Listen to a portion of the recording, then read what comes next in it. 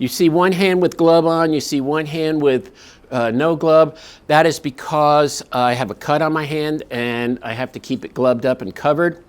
You notice that I have a wetting band on. It is a solid band. There are no little dips and crannies in there that could pick up biological hazards. You notice I don't have a watch on. I don't have any bracelets on. Same hands. I don't have my Apple Watch so I can check my messages that basically say, "What's up?" And you have to have all that off when you are actually cooking. Other jewelry.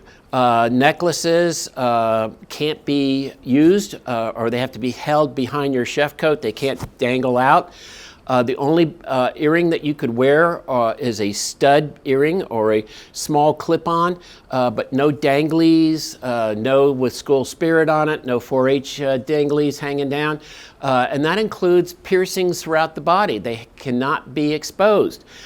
So one stud here, and that's it.